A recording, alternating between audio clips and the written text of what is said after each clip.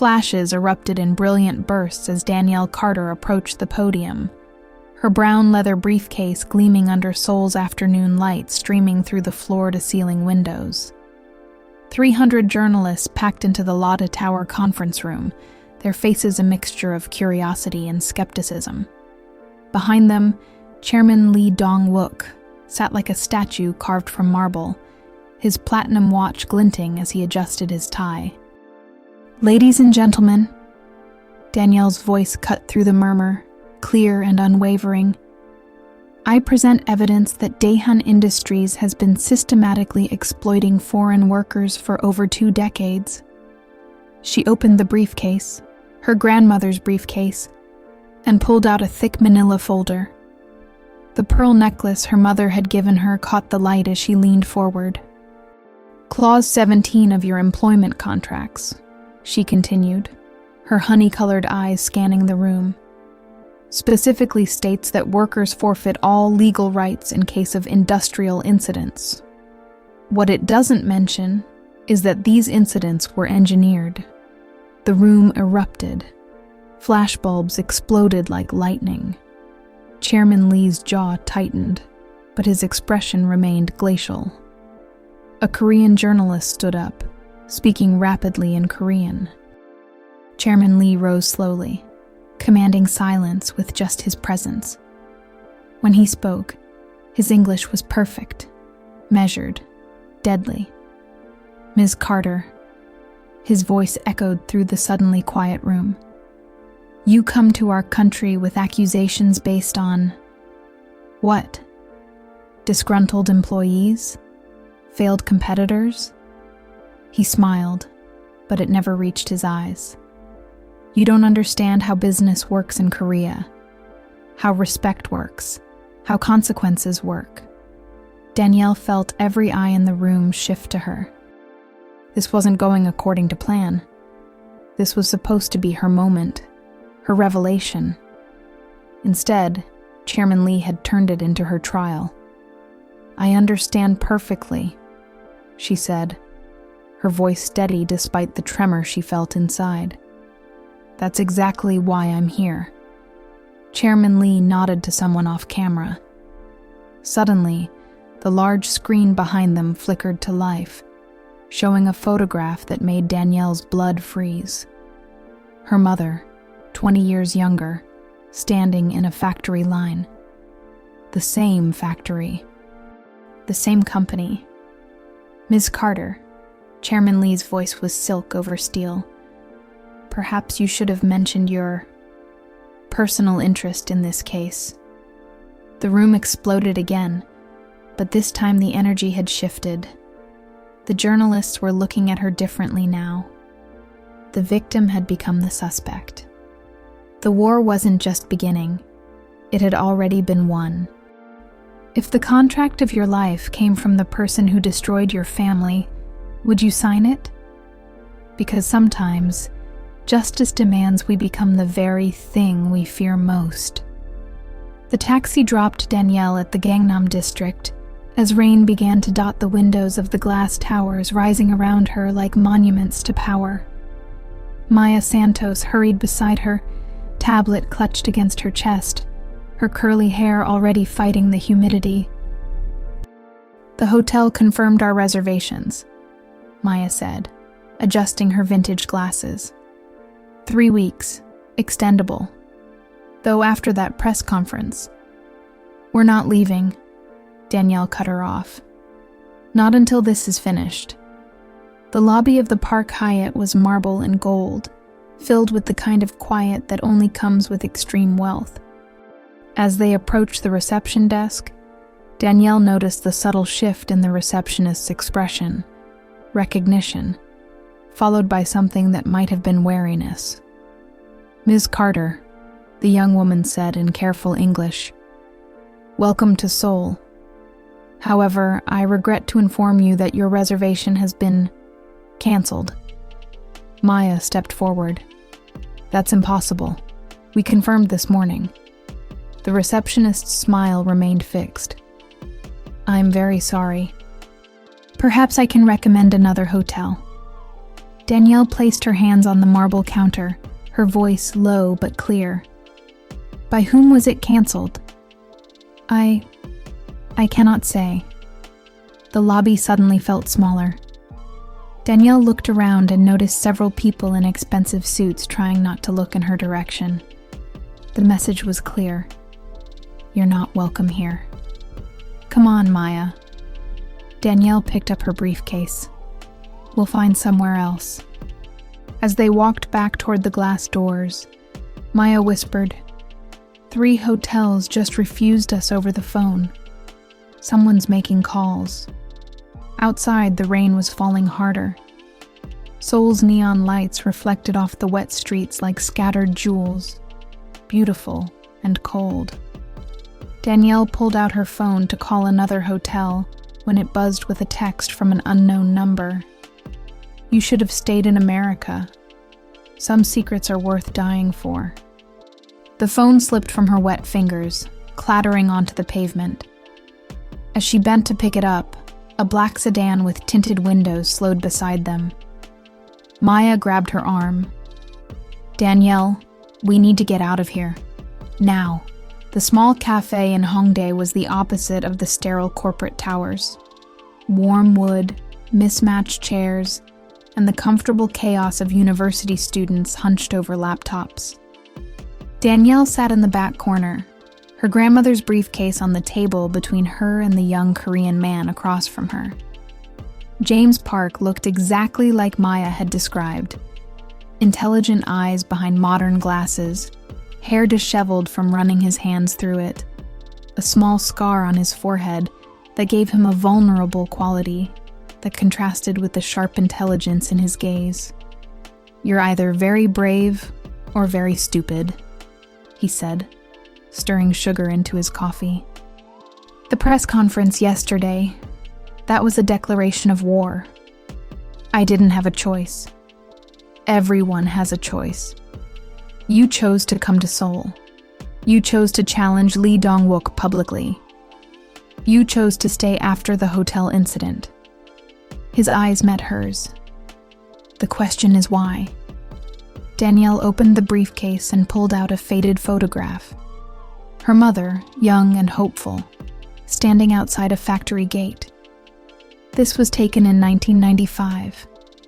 My mother was part of a work program, supposed to be cultural exchange. Instead, she worked 16-hour shifts for almost nothing. James studied the photo. Something flickered across his face. Recognition? Pain? Which factory? Daehan Industries, subsidiary plant in Incheon. She was there when the chemical leak happened. 23 workers were hospitalized, 12 died. The company claimed it was an accident, paid minimal compensation, and buried the story.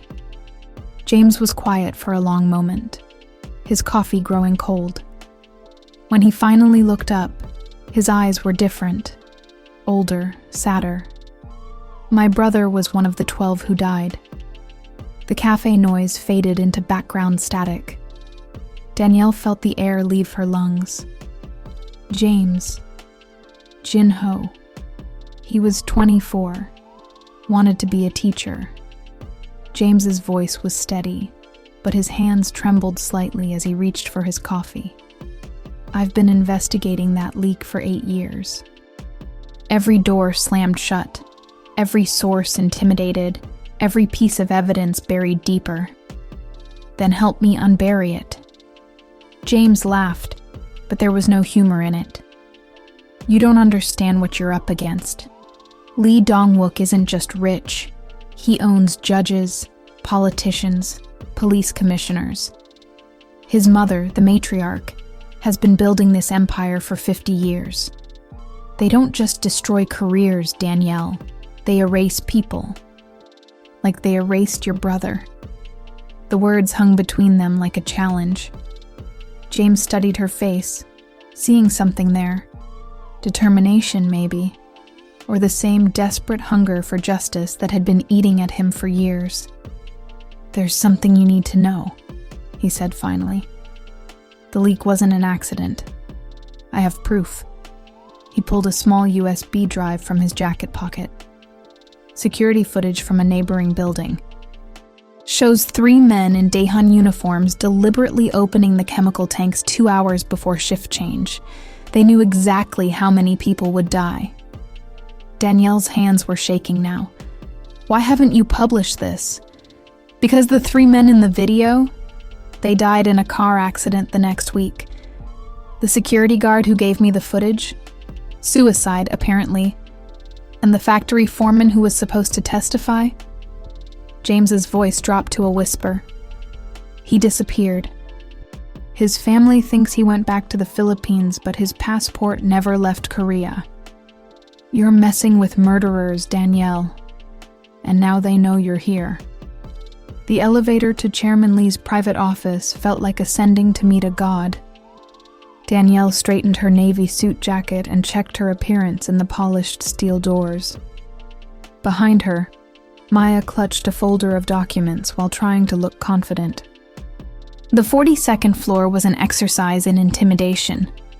White marble floors, floor-to-ceiling windows overlooking Seoul, and a silence so profound it felt hostile. Secretary Yoon, a thin man with prematurely gray hair, greeted them with a bow so precise it seemed mechanical. "Chairman Lee will see you now," he said in English that carried just enough accent to remind them they were foreigners here. The office was enormous, dominated by a black marble desk that looked like an altar. Chairman Lee sat behind it like an emperor on his throne, but he wasn't alone.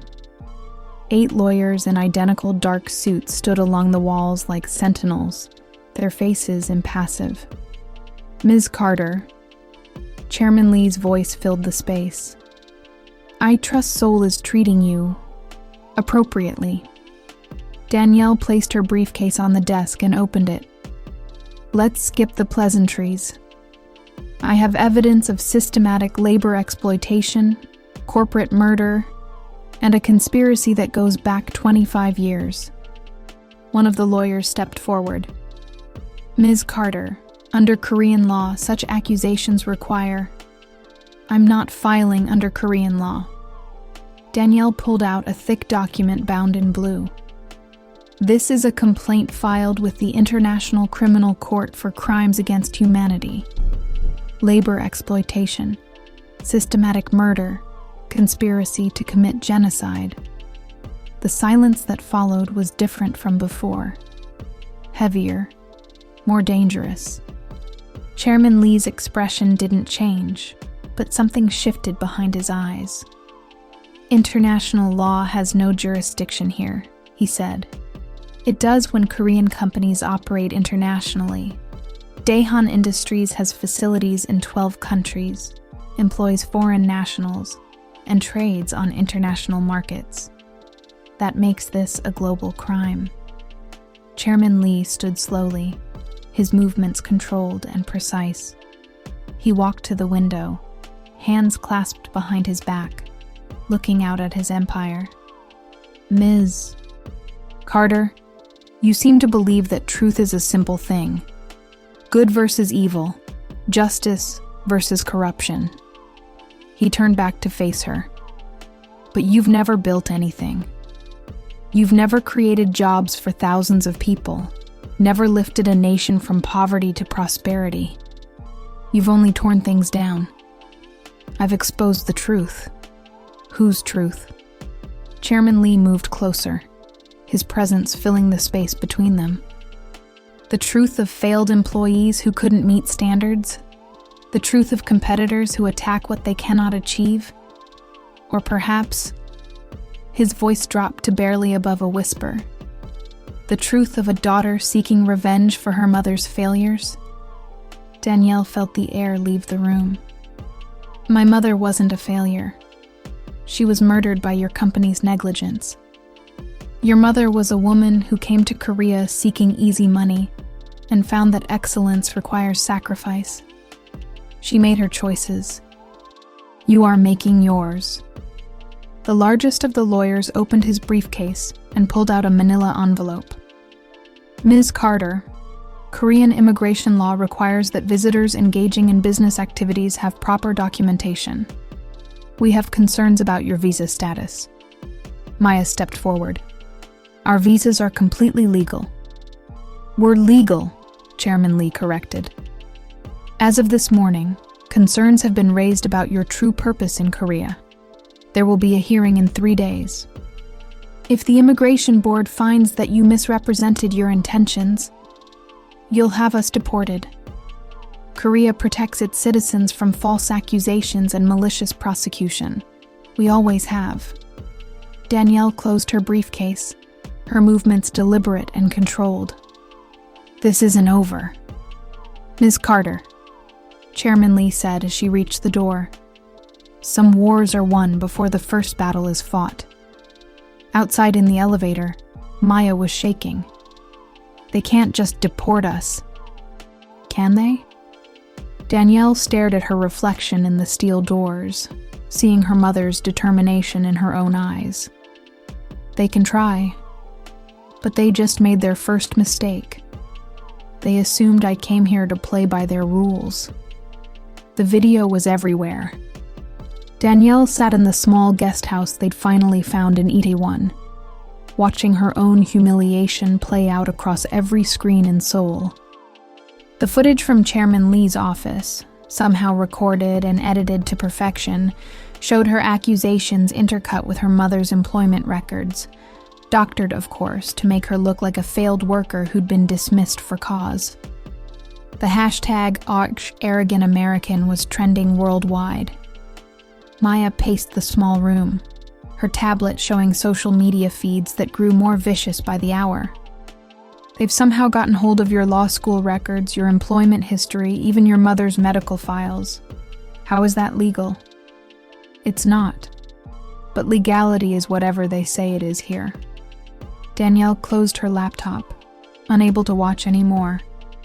The carefully constructed case that had taken her 3 years to build was being dismantled in real time by an army of digital assassins. Her phone buzzed. James. Meet me at Cheonggi-cheon. Come alone. Trust no one else. The stream that ran through downtown Seoul was beautiful at night, surrounded by lights and the distant hum of the city. James was waiting by the water, his press badge hanging around his neck like a shield that might protect him from what they were about to discuss. It's brilliant, he said without preamble. Evil, but brilliant. They're not just destroying your case, they're destroying you as a person. Thanks for the pep talk. No, you need to understand this. In Korea, reputation is everything. Face is everything. They're not trying to prove you wrong. They're making it impossible for anyone to believe you could be right. Danielle watched the water flow under the bridges, carrying the city's runoff toward the Han River. My grandmother always said that the truth is like water.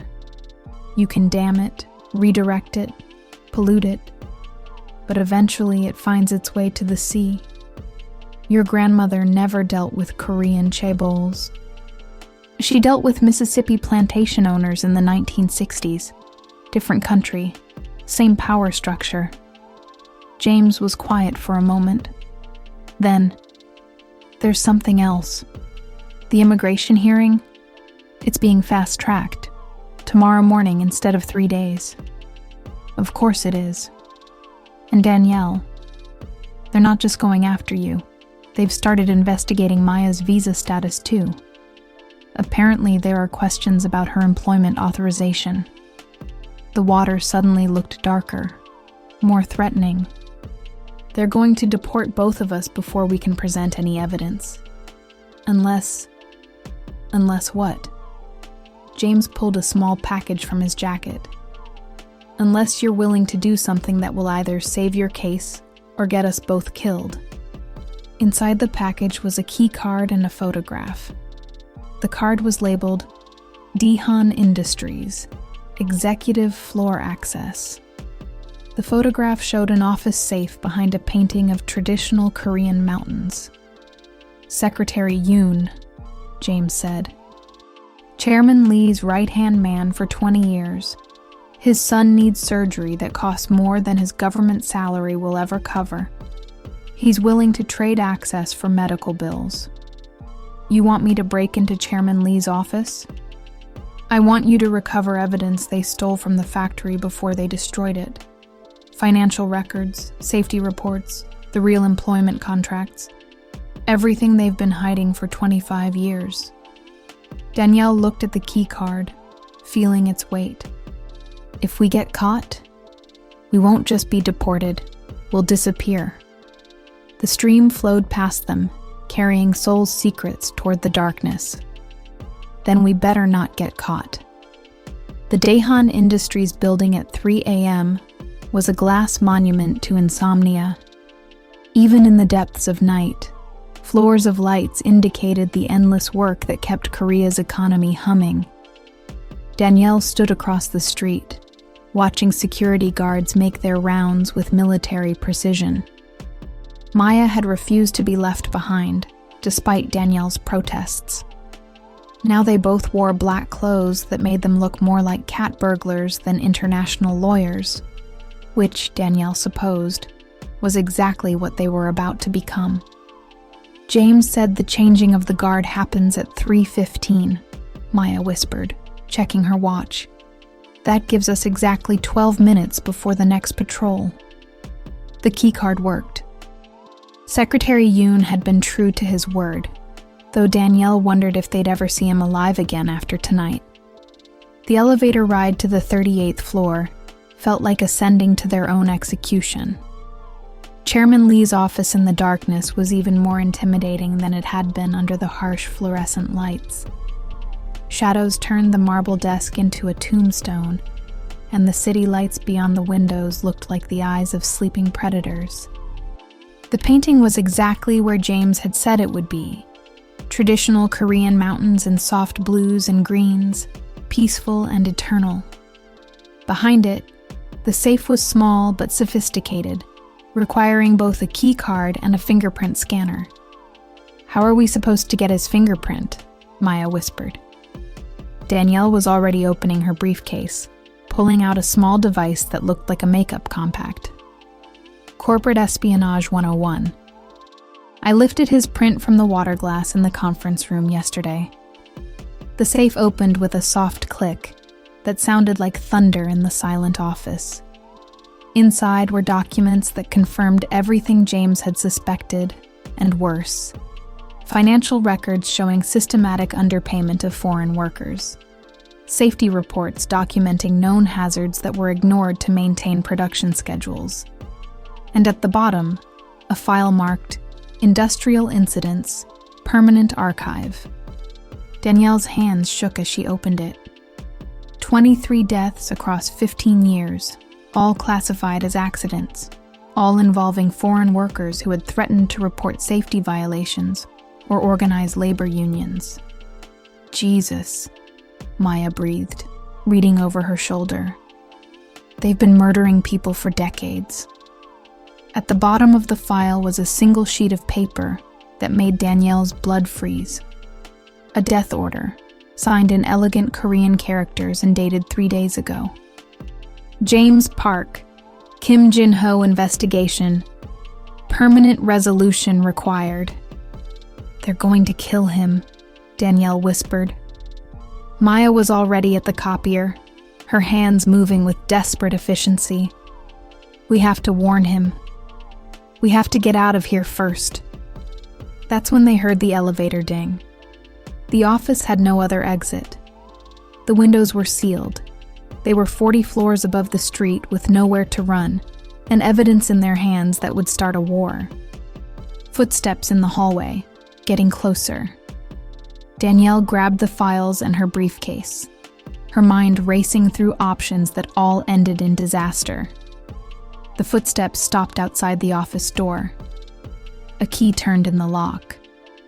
The door opened, and Chairman Lee stepped into his office, his eyes finding them immediately in the darkness. When truth and power collide, only one can survive. Subscribe now to discover who pays the ultimate price for justice. Good evening, Ms. Carter. Chairman Lee's voice was unnaturally calm as he switched on the lights. He wasn't alone. Secretary Yoon stood behind him, his face a mask of regret and terror. And behind them both, an elegant elderly woman in a traditional black hanbok moved with the authority of someone who had never questioned her right to command. Matriarch Lee Sunja. "Grandmother," Chairman Lee said in English, his tone respectful but strained. "May I present the American lawyer who has been causing us such inconvenience?" The elderly woman studied Danielle with eyes that had seen decades of power consolidated and maintained. When she spoke, her English was accented but precise. "You have something that belongs to us." Danielle clutched the files against her chest. "These belong to the families of the people your company murdered." Such dramatic language. The matriarch moved closer, her silk hanbok rustling like autumn leaves. "You Americans always think in terms of good and evil, heroes and villains. But you understand nothing of survival, nothing of building nations from ashes. I understand murder. Do you?" The matriarch smiled, and it was somehow more frightening than her grandson's cold stare. "Let me tell you about murder, Ms. Carter. In 1953, I watched American bombs turn Seoul into rubble. I saw children starve in the streets while foreign soldiers handed out chocolate to those who bowed low enough. I learned that survival required choices that comfortable people call evil." She gestured to the files in Danielle's arms. "Those papers represent 60 years of building Korea into a power that can never be destroyed again. Every sacrifice was necessary. Every death was meaningful. Every death was murder. Every death was survival." The matriarch's voice hardened. "Your mother came to Korea seeking easy money. She found work, shelter, purpose. That she died in service to something greater than herself should be honored, not mourned." Maya stepped forward, her voice shaking but determined. "You're talking about genocide.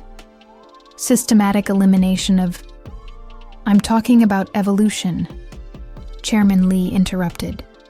"The weak are replaced by the strong, the inefficient by the productive, the entitled by the grateful." Danielle looked around the office, seeing it now for what it truly was. Not a corporate headquarters, but a war room where battles for national supremacy had been planned and executed for generations. "Secretary Yoon," the matriarch said softly, "please escort these ladies to the security office.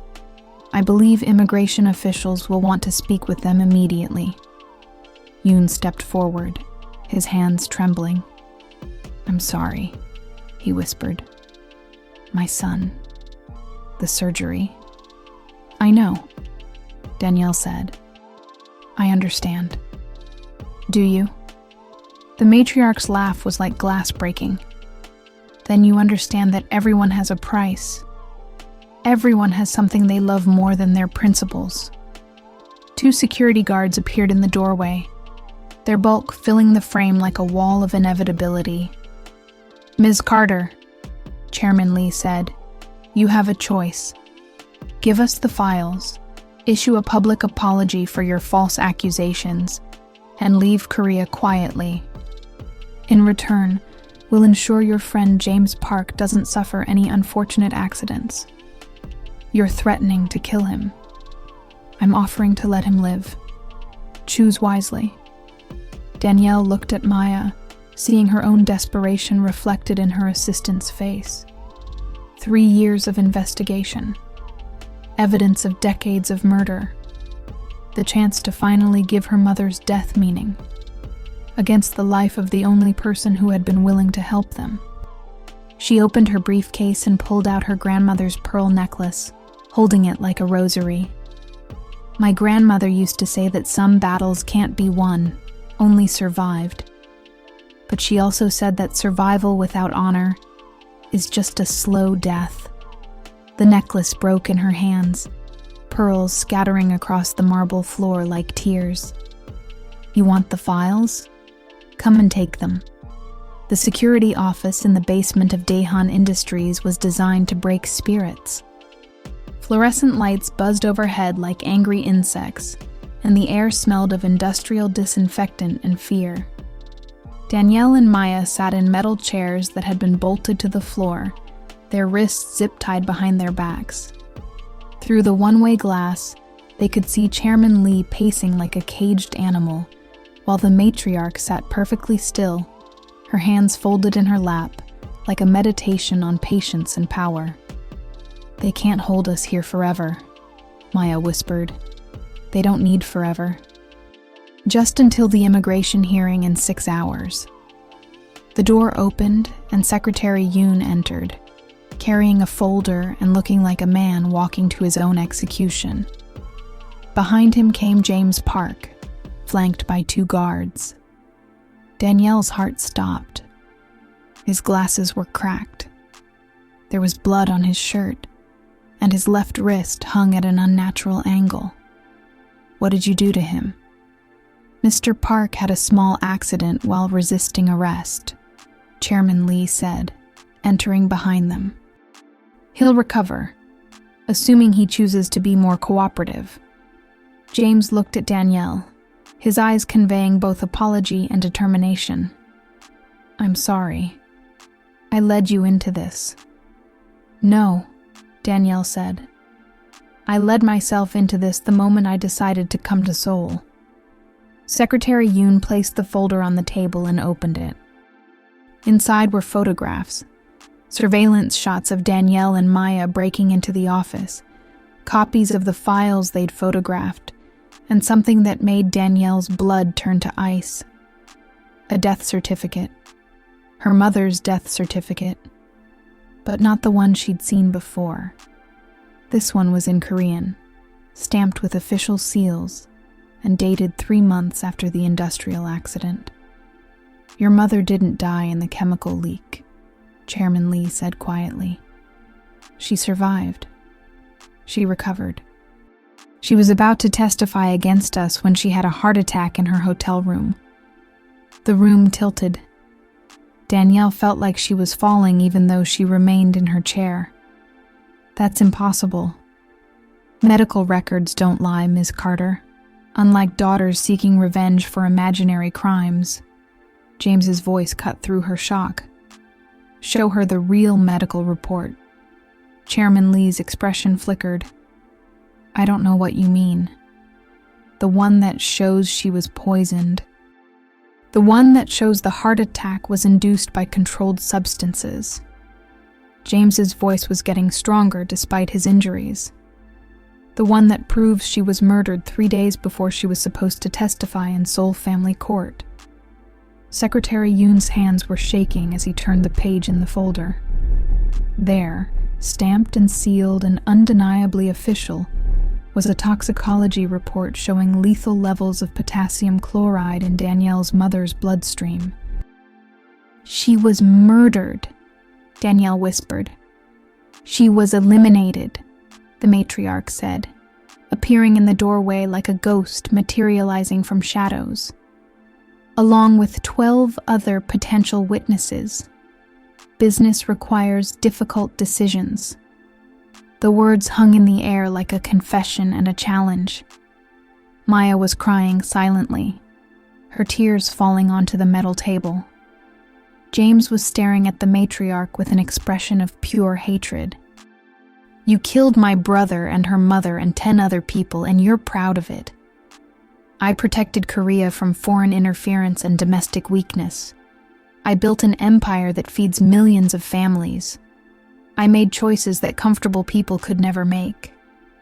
Danielle looked at the medical report, seeing her mother's death reduced to numbers and chemical formulas. 25 years of believing in an accident, of channeling her grief into a search for justice, when the truth was so much simpler and more terrible. "You're right," she said finally. "I could never make those choices, but I can make this one." She looked directly at Chairman Lee, her voice steady and clear. "I'm going to destroy you. Not just your company, not just your reputation. You, your family, your legacy. Everything you've built is going to burn." The matriarch smiled. "With what evidence? These files will disappear. This conversation never happened. And you'll be on a plane to America in 4 hours, banned from ever returning to Korea." "That's where you're wrong," Danielle said, "because you forgot something important about Americans. We're very good at making noise." The immigration hearing was held in a windowless room that felt more like a tribunal than a legal proceeding. 3 officials sat behind a long table, their faces impassive as they reviewed documents that had clearly been prepared in advance. Danielle and Maya sat with a court-appointed translator who looked terrified to be there. Chairman Lee wasn't present, but his influence filled the room like smoke. The lead official, a thin man with wire-rimmed glasses, spoke in rapid Korean before the translator rendered his words into English. "The committee finds that Ms. Danielle Carter and Ms. Maya Santos entered Korea under false pretenses, engaged in activities inconsistent with their visitor status, and pose a threat to Korean business interests and social stability. We have the right to legal representation," Danielle said. More Korean, more translation. "All Korean lawyers contacted by your case have declined representation due to conflicts of interest. The American embassy has been notified of your impending deportation." Maya leaned forward. "What about our evidence? We have documents proving—" "No evidence has been submitted to this committee. No charges have been filed with Korean authorities. This is an immigration matter only." Danielle stood up, ignoring the translator's panicked whisper that she should remain seated. "My name is Danielle Carter. I am an attorney admitted to practice before the International Criminal Court. I have evidence that Daehan Industries has committed systematic murder of foreign nationals over a period of 25 years. The officials exchanged glances. The lead official said something sharp in Korean. "The committee requests that you sit down and await the verdict." "I have rights under international law, Ms. Carter." The voice came from behind them. James Park stood in the doorway, flanked by 2 uniformed officers. His arm was in a sling, and his face was bruised, but he was holding a small digital recorder. "You need to hear this." The lead official was speaking rapidly in Korean, clearly agitated. James ignored him and pressed play on the recorder. The matriarch's voice filled the room, speaking in English. She was eliminated, along with 12 other potential witnesses. Business requires difficult decisions. Silence. Then Chairman Lee's voice. Every death was necessary. Every death was meaningful. And finally, the matriarch again. "I protected Korea from foreign interference and domestic weakness. I built an empire that feeds millions of families. I made choices that comfortable people could never make." The officials were on their feet, shouting in Korean. The translator had gone pale. James was backing toward the door as the uniformed officers moved toward him. "That recording is inadmissible," one of the officials said in heavily accented English. "Obtained illegally." "Not in Korea," James said, still backing away. "But in international court? It's a confession to crimes against humanity." One of the officers lunged for the recorder. James threw it to Danielle, who caught it and immediately understood what he was telling her to do. She ran. The corridor outside was empty except for Maya, who was already at the emergency exit. They burst through the doors into Seoul's morning light, the recorder clutched in Danielle's hand like a weapon that could bring down empires. Behind them, alarms were going off. Ahead of them, the street was full of traffic and possibility and escape. Where? Maya gasped. Danielle pulled out her phone and dialed a number she'd memorized but never expected to use. It rang once before a familiar voice answered. CNN International. This is Anderson Cooper. Ms. Carter, we've been expecting your call.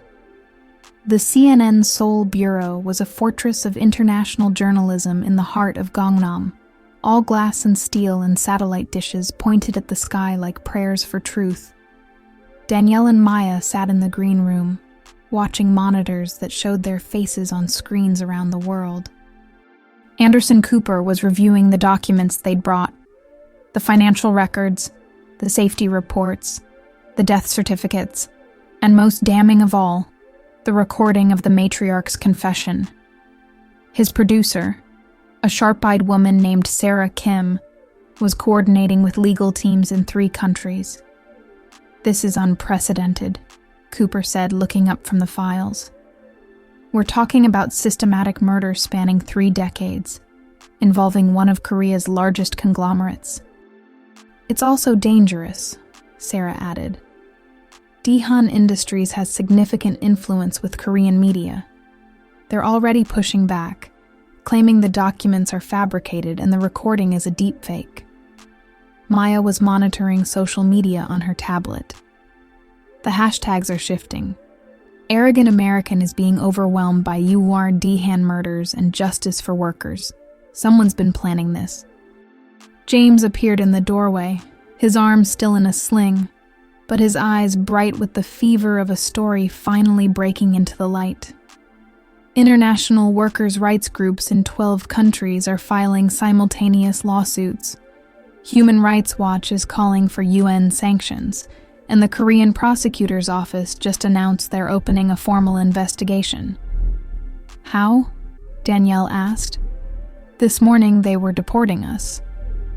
Sometimes all it takes is one crack in the dam. James sat down beside her, wincing slightly from his injuries. Secretary Yoon turned himself in 3 hours ago, brought 50 years' worth of evidence with him. On the monitors, they could see crowds gathering outside Daehan Industries headquarters. Not protesters. These were families holding photographs of workers who had died in accidents over the decades. The silence was more powerful than any chanting could have been. Cooper's phone rang. He answered, listened for a moment, then hung up with an expression of grim satisfaction. The International Criminal Court has agreed to fast-track preliminary hearings. They want you in The Hague in 72 hours. What about the deportation order? Suspended pending the international investigation. The Korean government can't be seen obstructing justice in a case this visible. Sarah was watching the news feeds, her expression growing more serious. Danielle, you need to see this. The screen showed Chairman Lee leaving his office building, surrounded by security guards and ignoring shouted questions from reporters. But behind him, visible through the glass doors, was smoke. Someone firebombed the 38th floor, Sarah said. Targeted specifically at Chairman Lee's office. Evidence destruction. Maya grabbed Danielle's arm. The safe. All the original documents. Gone, James confirmed. Along with Secretary Yoon's original files. They're burning everything. Danielle stared at the monitors, watching Seoul's skyline painted orange by flames that seemed to be consuming more than just paper and steel. The city itself seemed to be burning, caught between the old Korea of silence and hierarchy and the new Korea of transparency and justice. Let them burn it, she said finally. We have what we need. And now, the whole world is watching. Cooper leaned forward. Are you ready to tell your mother's story to 200 million people? I've been ready for 25 years. The CNN International studio was smaller than it appeared on television, all focused lights and carefully managed chaos. Danielle sat across from Anderson Cooper, her grandmother's brown leather briefcase at her feet. the recording device on the table between them like evidence in a trial that would be broadcast to the world.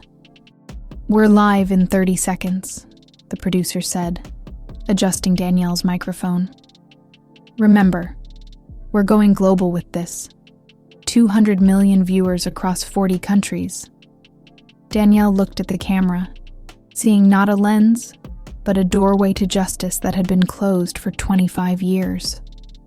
In the green room, Maya and James watched the monitors, their faces tense with the weight of everything that rode on the next hour.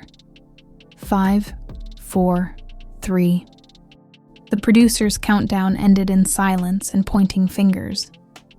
Cooper looked directly into the camera with the authority of someone who had reported from war zones and disaster areas, who understood that truth was sometimes the most dangerous weapon in the world. "Good evening. I'm Anderson Cooper. Tonight, a story that spans 3 decades and 2 continents, involving one of Asia's most powerful corporations and a pattern of violence that may constitute crimes against humanity." The screen split to show Danielle beside footage of Daehan Industries' gleaming towers. She looked small next to the corporate empire, but there was something in her expression, her mother's determination, her grandmother's strength, that made her presence fill the frame. With me is attorney Danielle Carter, who traveled to Seoul 3 weeks ago to confront one of Korea's most powerful men. What she found there has shaken the foundations of Korean business and politics. Cooper turned to her. "Ms. Carter, you've accused Chairman Lee Dong-wook and Daehan Industries of systematic murder. These are extraordinary claims. They're documented facts." Danielle's voice was clear, strong. "For 25 years, Daehan Industries has been eliminating foreign workers who threaten to expose safety violations, labor exploitation, and environmental crimes. My mother was one of 23 people murdered to protect this company's reputation." "You have evidence of this?" Danielle reached for the recording device. "I have a confession." The matriarch's voice filled studios around the world.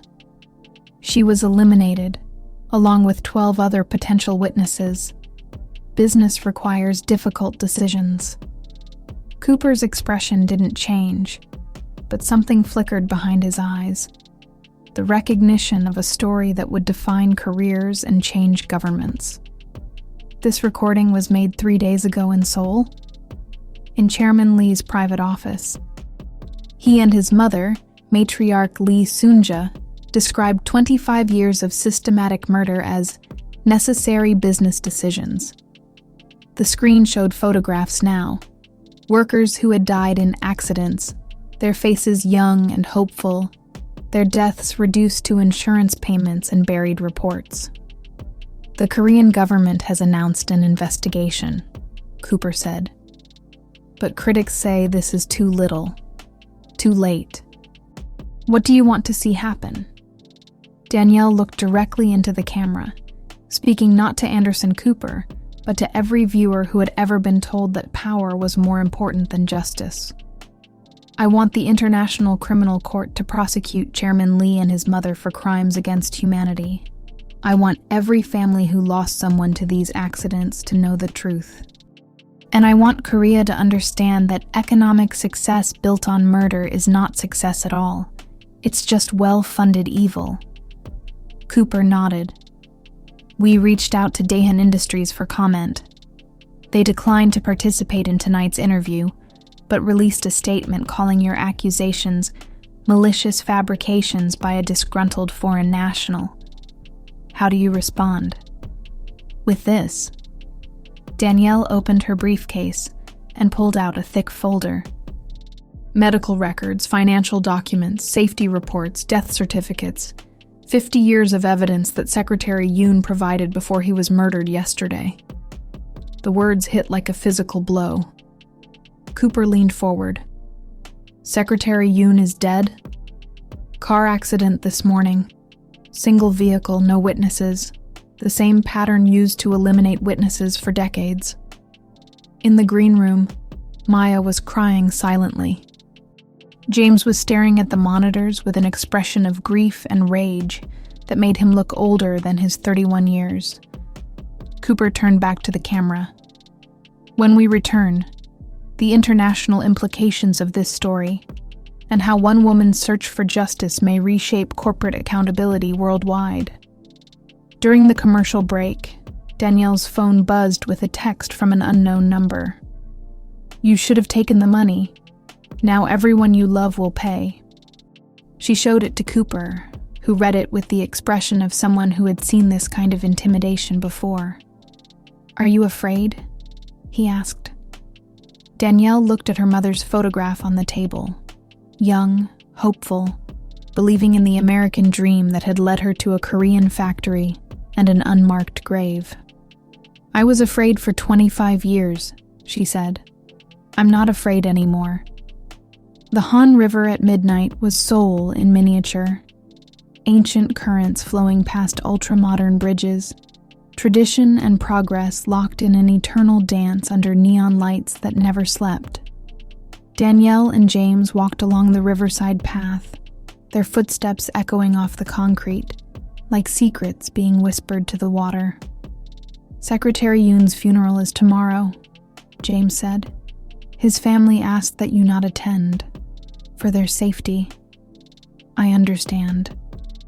Danielle stopped walking, looking out at the water that reflected Seoul's lights like scattered stars. "How many people are going to die because I couldn't leave this alone? How many people died because you didn't?" James moved closer, his voice soft in the darkness. "My brother. Your mother. 21 others that we know of. How many more if you'd walked away?" That's what I tell myself at night. But then I think about Secretary Yoon's son, and I wonder if I'm just trading one kind of victim for another. James was quiet for a moment, studying her profile in the city lights. "You know what I realized when they broke my wrist? That international journalism doesn't come with hazard pay. That I was more afraid of failing you than I was of them killing me." He turned to face her fully. "That's not professional objectivity. That's something else entirely." Danielle felt the weight of everything unsaid between them. The attraction that had been building since their first meeting in the cafe. The shared grief over families destroyed by the same corporate machinery. The understanding that they had both crossed lines they could never uncross. "James," she started, but he shook his head. "Let me say this. In Korean culture, we have a concept called jong. It's more than love, deeper than friendship. It's the connection between people who have suffered together, who have chosen each other not despite their wounds, but because of them. I don't know if I can do this." Danielle's voice was barely above a whisper. "Everything I touch turns to ash. Everyone who helps me ends up hurt." "Or maybe," James said, reaching for her hand, "everyone who helps you ends up finding something worth fighting for." His kiss was gentle at first, tentative, as if he was afraid she might disappear like smoke. Then she kissed him back with 25 years of loneliness, and 3 weeks of terror, and the desperate hunger of someone who had finally found another person willing to stand in the fire with her. When they broke apart, Seoul's light seemed brighter, more focused, as if the city itself had shifted to accommodate this moment of connection in the midst of chaos. "This is insane," Danielle said, not moving away from him. "Completely," James agreed. "They'll use it against us. Personal relationship undermines professional credibility, foreign influence corrupting local journalist, all of that. So we keep it private? Or we accept that privacy is a luxury we gave up when we decided to take on one of the most powerful families in Korea." Danielle's phone buzzed. Maya, texting from the guest house. "Turn on Channel 7, now." And they found a taxi and rode back to Itaewon in silence, both understanding that whatever they'd just started would have to survive whatever they were about to learn. The guest house television showed Chairman Lee standing behind a podium in what looked like the same conference room where this had all started. Behind him stood the matriarch, her black hanbok making her look like a figure from a traditional painting, ageless and immovable. Effective immediately, I am stepping down as chairman of Daehan Industries, Lee was saying in English, his voice controlled but strained. The false accusations leveled by foreign interests have made it impossible for me to serve effectively. He's running, Maya said. The coward is actually running. But Danielle was watching the matriarch's face, seeing something there that made her blood turn cold. This wasn't defeat. This was strategy. Chairman Lee continued. My mother, matriarch Lee Soon-ja, will assume control of company operations during this transition period. She has assured me that Daehan Industries will continue to serve Korea with the same dedication and integrity that has defined us for 50 years. The old woman stepped forward to the microphone, her voice carrying the authority of someone who had never lost a battle that truly mattered. We will not be intimidated by foreign interference or false testimony. Korea has survived colonialism, war, and poverty. We will survive this as well.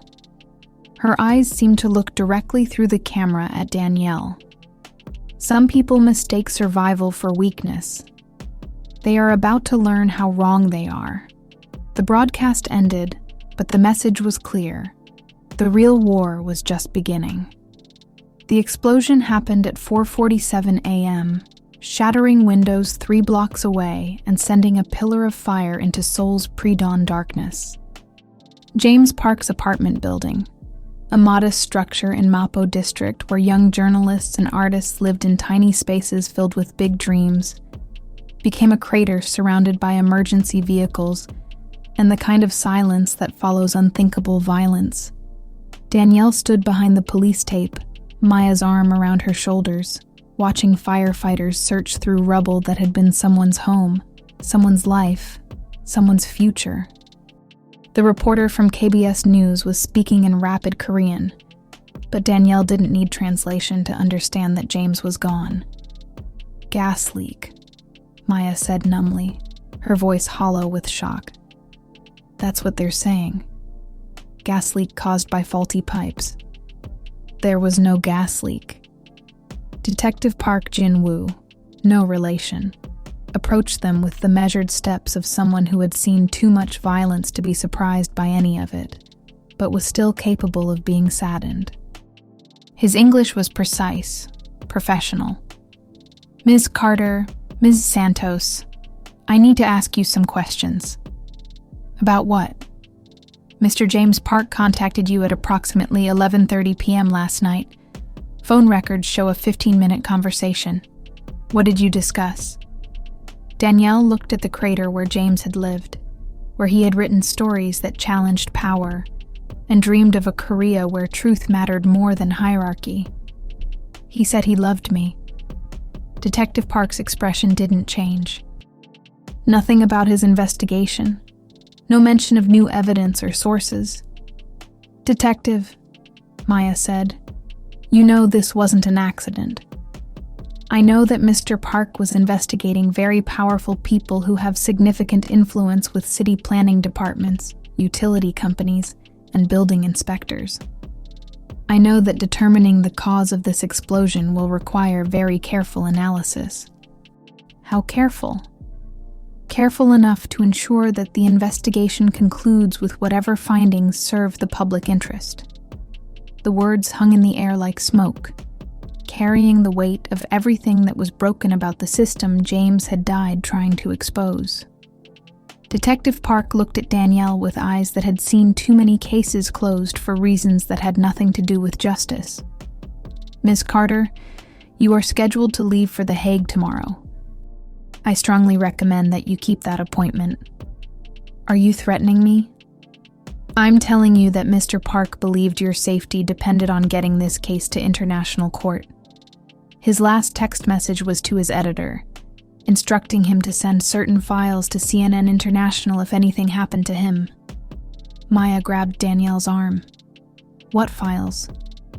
Security footage from Daehan Industries on the night you broke into Chairman Lee's office. Surveillance video that shows you weren't alone. The detective pulled out his phone and showed them a grainy black and white image. Chairman Lee's office, but not empty. 3 figures in dark clothes, but only 2 of them were Danielle and Maya. The third was smaller, moving with the careful precision of someone who knew exactly where to find what they were looking for. Secretary Yoon, Danielle whispered.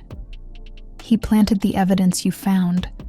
The safe was already open when you arrived. The documents were already copied and prepared for distribution. You were never breaking in, Ms. Carter. You were being recruited. The world tilted. Everything Danielle thought she knew about that night, about their dangerous gamble, about James's brave plan, rearranged itself into a pattern that was both more complex and more terrible. James knew. Mr. Park knew that Secretary Yoon had been planning this for years, waiting for the right moment, the right lawyer, the right international crisis. You weren't just investigating Daehan Industries, Ms. Carter. You were being used to destroy it. By whom? Detective Park put his phone away, his expression carefully neutral. That's not a question I can answer, but I can tell you that Mr. Park's final story will be published in tomorrow's international edition of the Herald Tribune. He spent his last night alive writing it. The detective walked away, leaving them standing in the ruins of James's life, understanding for the first time that they had been players in someone else's game from the very beginning. Maya, Danielle said, her voice barely above a whisper. Who's been helping us? I don't know, but I'm starting to think we never did. The Herald Tribune's final edition hit international newsstands at 6 a.m. Seoul time, 3 hours after James Park's apartment became a crime scene that would never be properly investigated. The headline was simple, devastating. The Korean Conspiracy: How One Family Built an Empire on Foreign Blood. Danielle read it in the airport departure lounge, her flight to The Hague boarding in 2 hours. Maya beside her clutching their tickets like lifelines to a world where truth still mattered. James's final story was comprehensive, meticulously documented, and written with the passion of someone who knew he might not live to see it published. But it wasn't just an exposé of Daehan Industries. It was a map of Korean corporate power that reached into every level of government, every major media outlet, every institution that might have stopped the killing decades ago. He named names, Maya whispered, reading over her shoulder. Judges, prosecutors, immigration officials, police commissioners, everyone who took money to look the other way, and everyone who's going to want us dead by sunset. Danielle's phone rang. Unknown number, but she answered anyway. The voice was familiar. Chairman Lee, but not the controlled corporate emperor she'd faced across marble conference tables. This was a man whose empire was collapsing in real time. Ms. Carter, I assume you've seen the news. I've seen James Park's obituary. Mr. Park chose to involve himself in matters that were beyond his understanding. His death is unfortunate, but not unexpected. His murder, you mean. His accident. But we're not calling to discuss Mr. Park. We're calling to discuss your immediate future. The "we" was significant. Danielle put the phone on speaker so Maya could hear. I'm listening. Your flight to The Hague departs in 90 minutes. That gives you a choice. Board that plane and spend the next 5 years in legal proceedings that will ultimately prove nothing because dead witnesses tell no tales. Or walk away from the gate, leave Korea, never return, Never speak of this matter again. In exchange, we'll make a substantial contribution to your mother's gravesite. Turn it into a proper memorial, with your name on it as her loving daughter who respected her memory enough to let her rest in peace." Maya was shaking her head frantically, but Danielle was thinking about James's final text message, sent 20 minutes before the explosion. "Whatever they offer you, remember that some prices are too high for anyone to pay. And if I choose The Hague, then you'll discover that international law has limitations. Witnesses disappear. Evidence gets lost. Judges receive compelling arguments about the dangers of foreign interference in sovereign nations."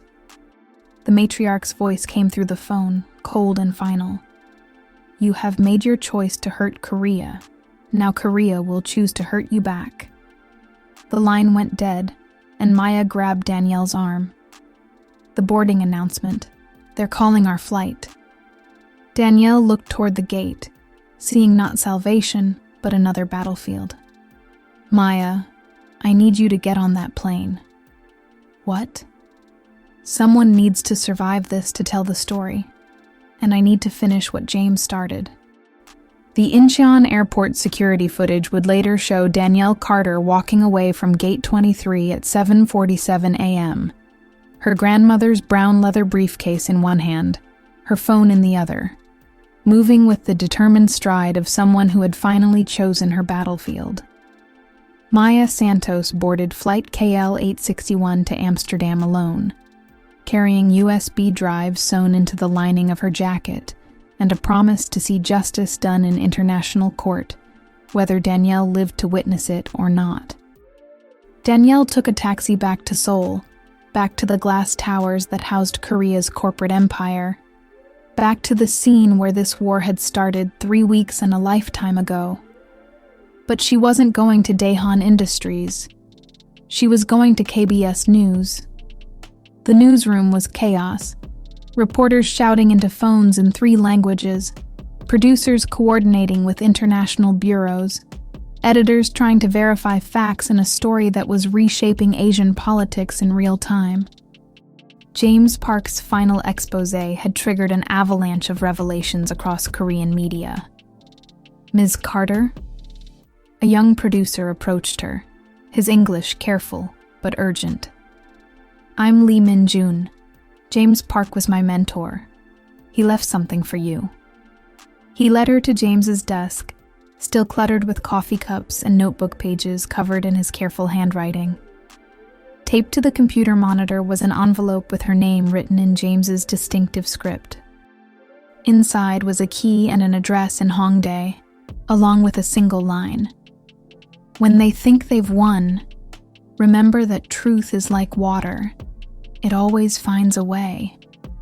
The address led to a small recording studio above a coffee shop, the kind of place where indie musicians and young filmmakers went to create art that might change the world. The key opened a storage unit filled with video equipment, thousands of hours of recorded interviews, and a computer containing what looked like a complete documentary. The title screen read, "Empire of Silence, The Daehan Conspiracy." James had been making a documentary for months, secretly filming interviews with families of dead workers, former Daehan employees, government officials who had been paid to look the other way. It was comprehensive, devastating, and ready for broadcast. On the desk was a note in James's handwriting. "If you're reading this, I'm dead and you're probably next. This goes live on YouTube in 6 hours unless you stop the countdown. Choose wisely.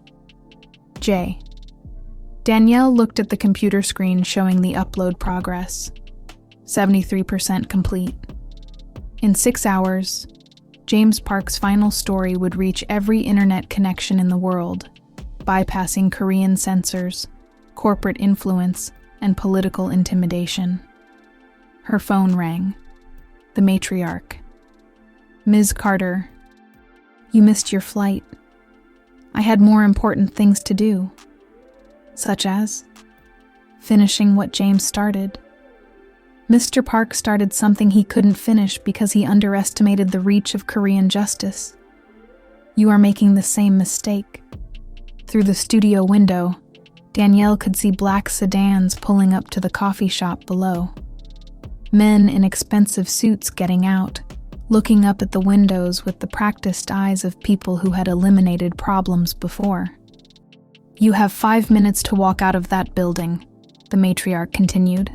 After that, there will be a gas leak. Very tragic. Very final. Like James's gas leak? Exactly like Mr. Park's gas leak.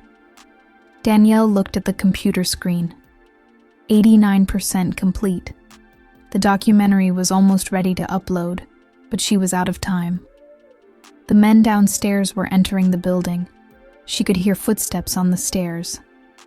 You know what I learned from my grandmother? Danielle said into the phone.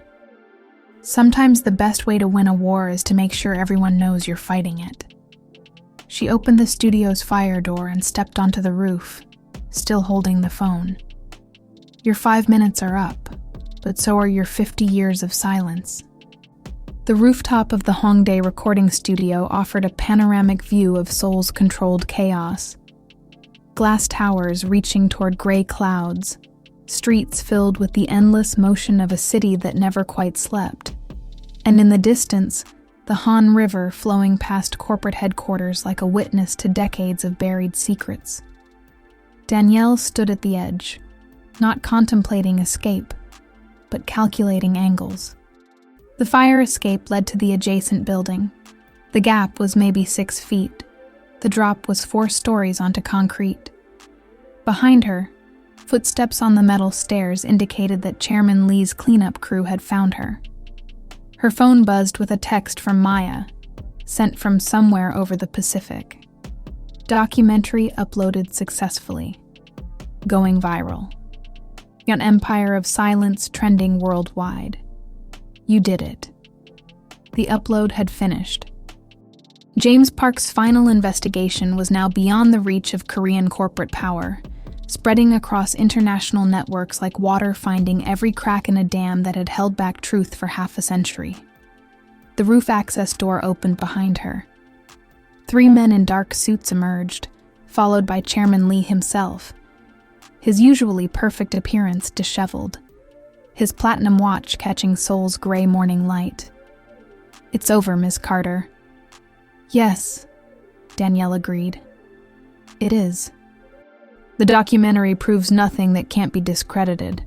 Emotional testimony from grieving families, circumstantial evidence, the ravings of a dead journalist seeking posthumous fame. Then why are you here personally? Why not send your lawyers? Chairman Lee moved closer, and for the first time since she'd met him, Danielle saw something human in his eyes. Not warmth, but exhaustion. Fear. The kind of deep weariness that comes from fighting battles that can't be won. Because, he said quietly, my mother is dying. The words hung in the Seoul air like smoke. Danielle turned to face him fully, seeing past the corporate armor to something raw and desperate. Cancer. 6 months, maybe less. 50 years of building this empire, and she won't live to see it survive what you've done to us. What we've exposed about you. What you've destroyed without understanding what you were destroying.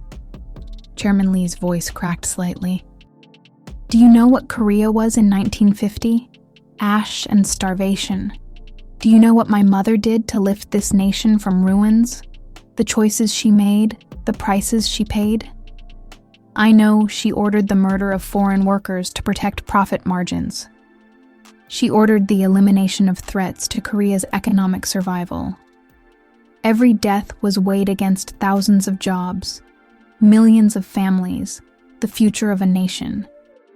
Danielle felt the weight of her grandmother's briefcase in her hand, thinking about the choices that define not just individuals, but entire histories. She was wrong. She was effective.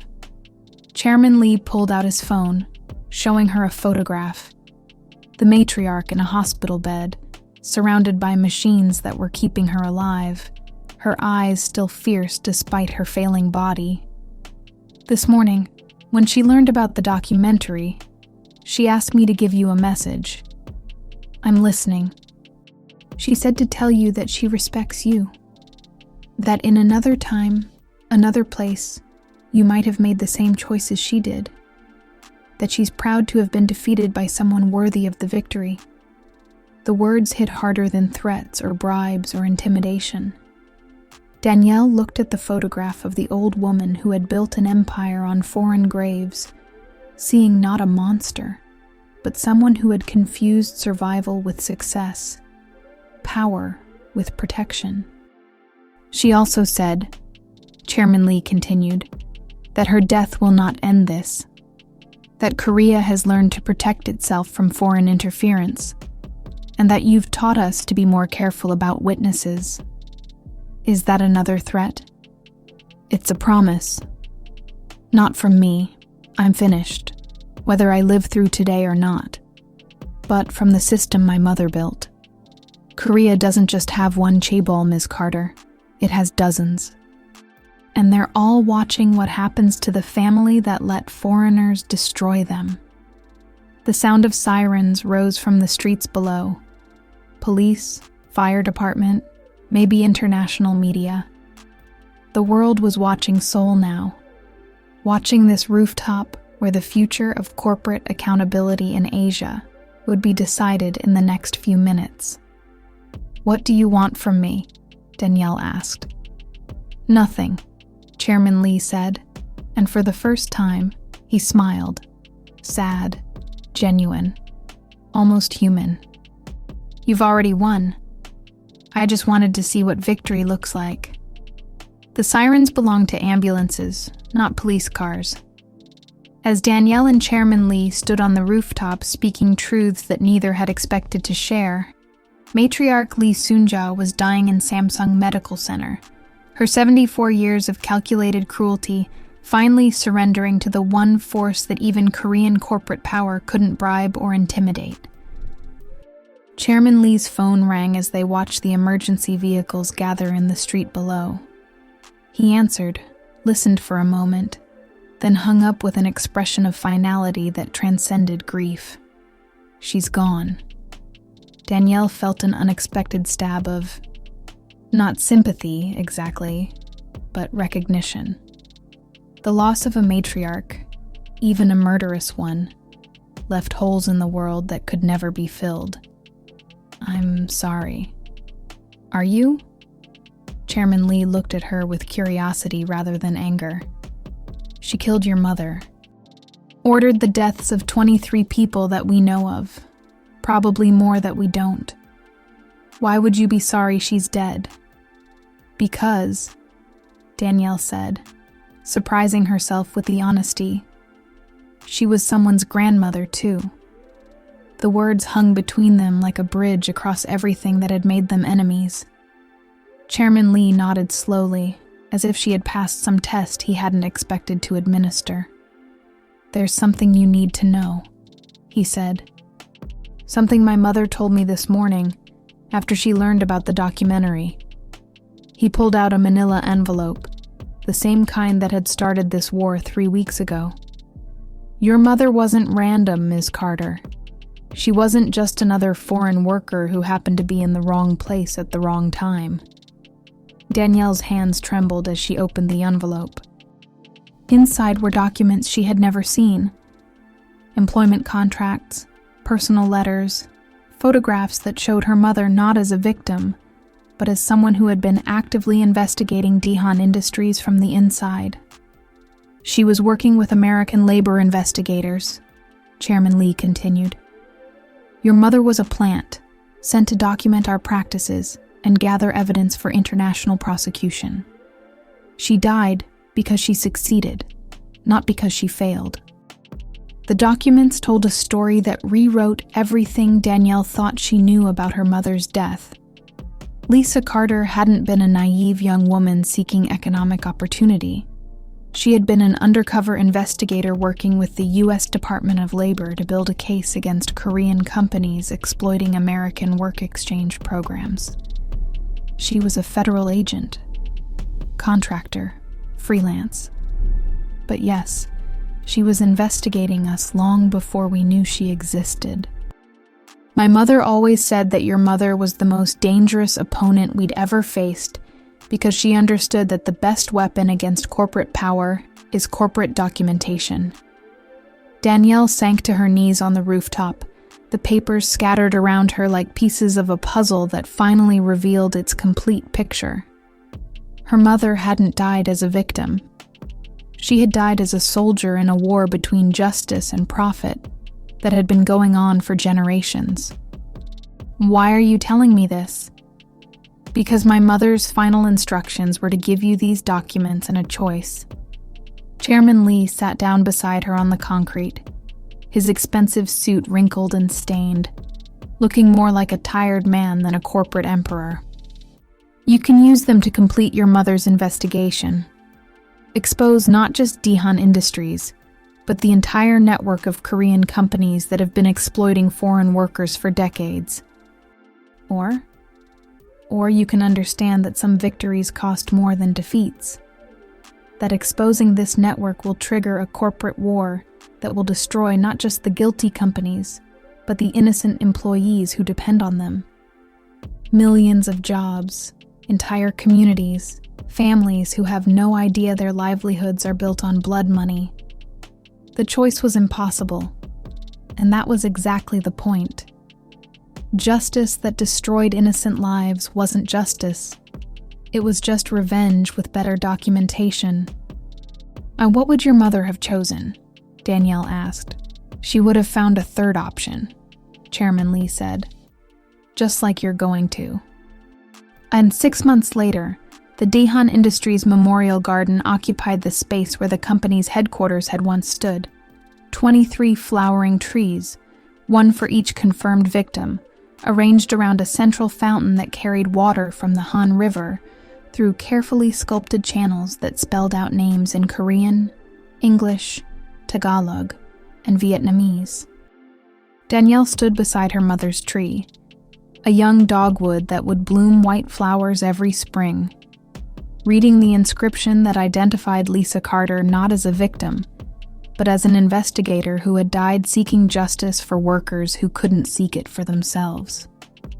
Maya approached across the memorial garden, carrying a folder that contained their latest case files.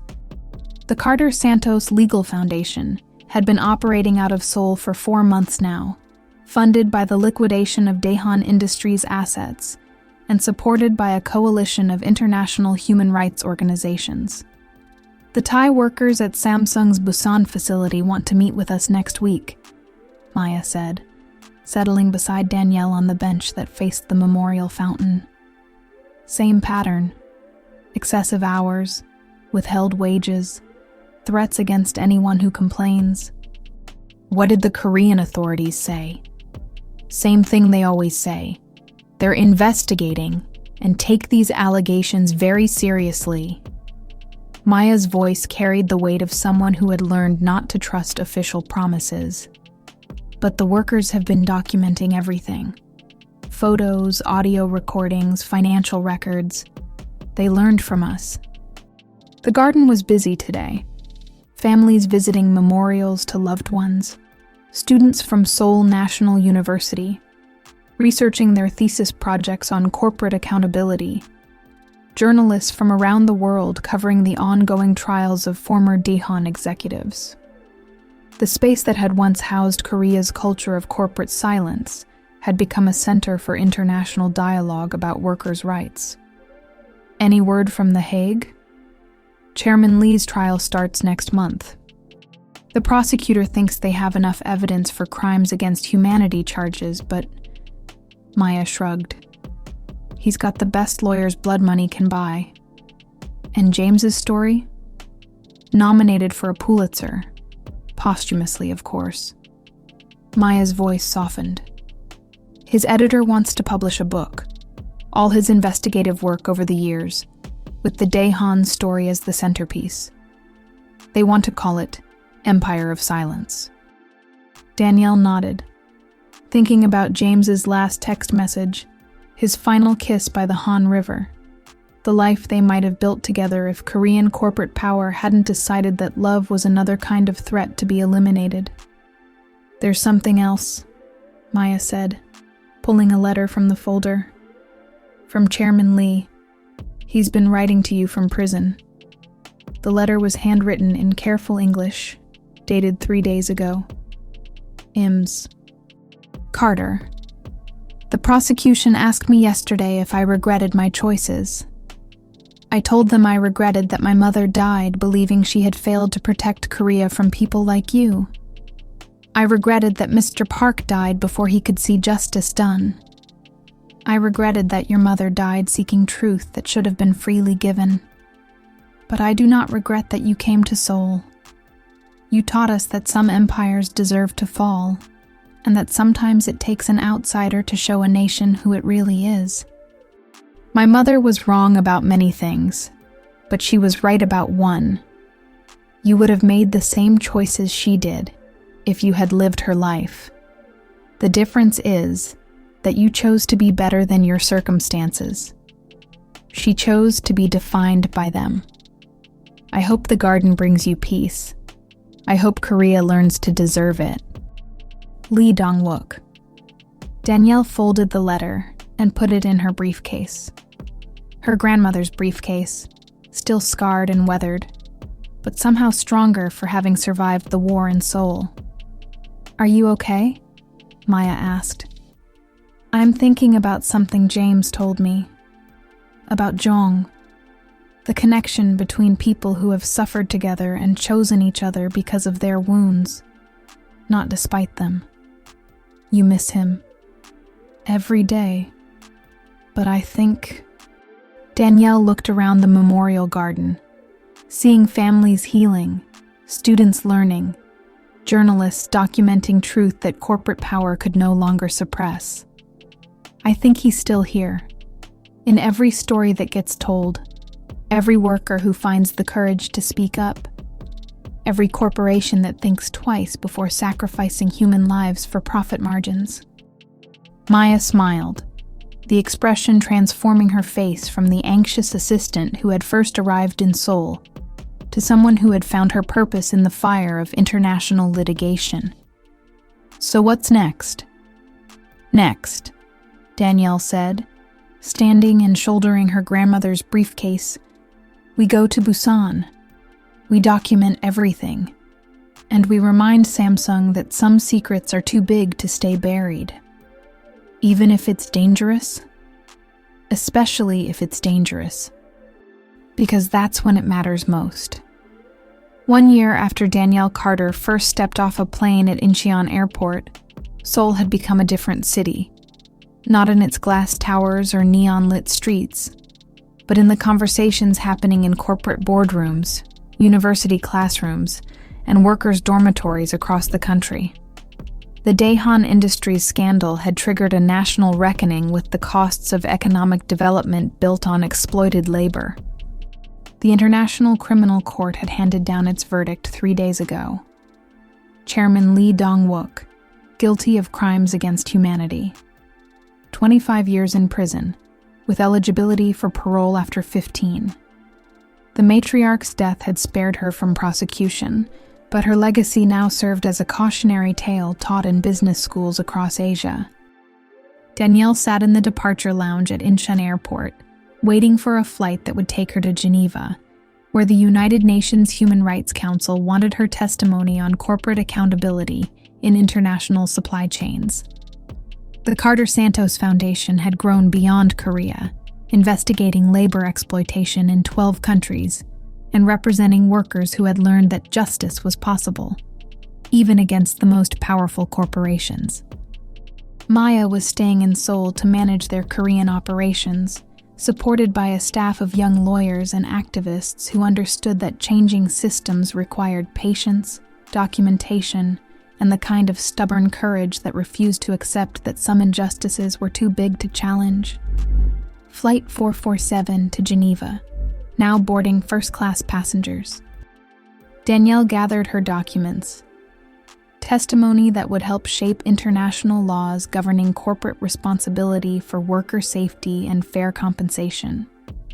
Her grandmother's briefcase had been retired to honorary status, displayed in the foundation's Seoul offices beside photographs of all 23 memorial trees and a bronze plaque engraved with James Park's final words, "Truth is like water. It always finds a way." Her phone buzzed with a text from an unknown number.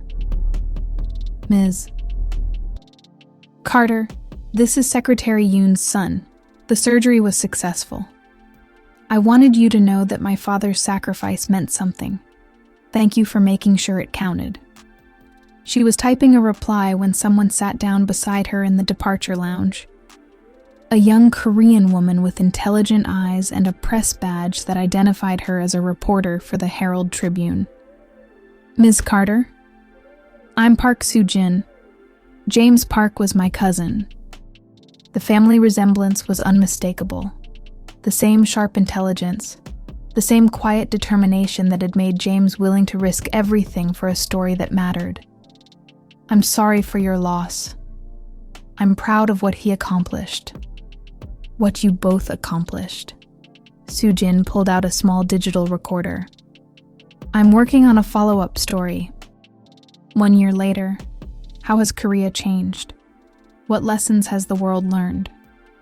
Danielle considered the question, thinking about corporate executives who now faced real consequences for exploiting workers, about families who had finally learned the truth about their loved ones' deaths, about young journalists like Soo-jin, who had inherited James's belief that some stories were worth dying to tell. Korea taught me that power doesn't corrupt people, she said finally. It reveals who they really are. Some people use power to protect themselves. Others use it to protect people who can't protect themselves. Which kind of person are you? I'm the kind of person who learned from my mother that some fights are worth having, even when you can't win them. And from James that sometimes the best way to win a war is to make sure everyone knows what you're fighting for. The boarding announcement called for her row. Danielle stood, shouldering her briefcase and thinking about the testimony she would give in Geneva, the workers she would represent, the corporations she would challenge. Ms. Carter, Soo-jin called after her. What would you tell someone who wants to make a difference but doesn't know where to start? Danielle turned back, seeing in the young reporter's eyes the same hunger for justice that had brought her to Seoul, that had driven James to write stories that changed governments, that had motivated her mother to infiltrate a corporate empire and die seeking truth. Start with one person, she said. One story. One injustice that keeps you awake at night. And then remember that sometimes the most powerful thing you can do is refuse to look away. Even when it's dangerous? Especially when it's dangerous. Because that's when courage becomes contagious. 5 years later, the University of Seoul's new Center for International Labor Rights occupied the top 3 floors of what had once been Daehan Industries' legal department. Students from around the world came here to study corporate accountability, workers' rights, and the case that had reshaped Asian business practices.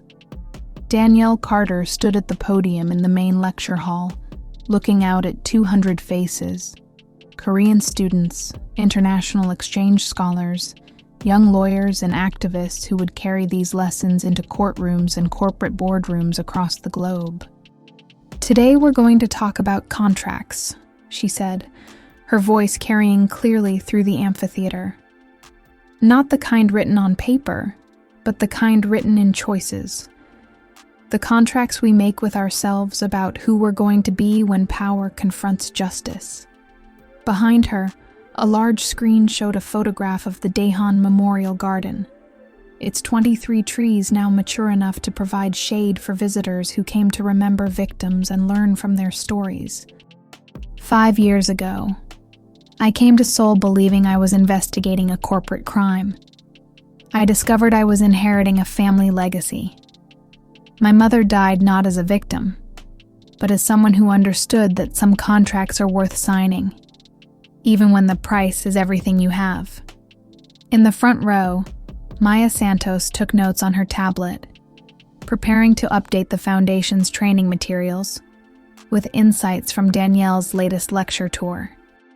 The Carter Santos Legal Foundation now operated in 15 countries, representing workers whose exploitation had been hidden behind corporate complexity and international jurisdictions. The contract my mother signed wasn't with Daehan Industries, Danielle continued. It was with the idea that justice is possible, even when it's dangerous, even when it costs everything, even when success looks like failure to everyone except the people whose lives are changed by your willingness to refuse silence. A Korean student raised her hand. Ms. Carter, what would you tell corporations today? How should they think about their responsibilities to workers? I'd tell them that the old contract is broken, the deal where profits mattered more than people, where economic development justified exploitation, where corporate power could silence inconvenient truths. That contract was torn up in this building 5 years ago, and it's never being renewed. What replaced it? Danielle looked around the lecture hall, seeing faces that represented the future of international business, law, and human rights. A new contract. One that says corporate success means creating value for everyone it touches. Workers, communities, families, the planet itself. One that says power comes with accountability, not just to shareholders but to humanity. After the lecture, Danielle walked through the memorial garden as she did every time she returned to Seoul. The late afternoon light filtered through leaves that had grown thick enough to shelter the benches where families came to remember loved ones, and students came to study the costs of unchecked corporate power. At her mother's tree, she found a small bouquet of white flowers and a note written in careful English. Thank you for teaching us that some battles can be won. From the workers at Samsung Busan facility. Maya found her there as the sun was setting over Seoul's glass towers, painting the sky in shades of gold and possibility. The Samsung case? Danielle asked. Settled this morning. Full compensation for overtime violations, safety improvements, and an agreement to allow independent labor monitoring. Any retaliation against the workers who filed the complaint? 3 of them got promoted to supervisory positions. Apparently, management decided that people willing to fight for justice might be worth keeping around. They walked toward the garden's entrance, past trees that would bloom every spring in memory of people who had died seeking dignity, represented by lawyers who had learned that some contracts were written not in boardrooms, but in the choices made by individuals who refused to accept that justice was negotiable. What's next? Maya asked. Vietnam, Danielle said. Textile workers in Ho Chi Minh City. Same pattern. Foreign investment, exploited labor, corporate silence. And after Vietnam? Wherever people are working without dignity, wherever corporations think power means they don't have to answer for their choices. Wherever someone needs to learn that the contract between justice and courage never expires. They reached the memorial garden's entrance, where a bronze plaque bore the names of 23 workers and 1 journalist who had died seeking truth. Below the names was an inscription in Korean and English. Some contracts are written in blood. Others are written in the choice to ensure that blood was not shed in vain. This garden stands as a promise that Korea will remember the difference. Danielle traced her mother's name with her finger, feeling the weight of promises kept and battles won. Then she shouldered her briefcase, a new one now, but carrying the same determination that had brought her to Seoul 5 years ago, and walked toward the street where a taxi waited to take her to the airport. The contract that had changed everything wasn't finished. It never would be. Because somewhere in the world, someone was working without dignity, dying without justice, suffering without hope. And somewhere else, someone was choosing to do something about it. The war between power and justice would continue as long as both existed. But Seoul had taught the world that in that war, courage was contagious, truth was powerful.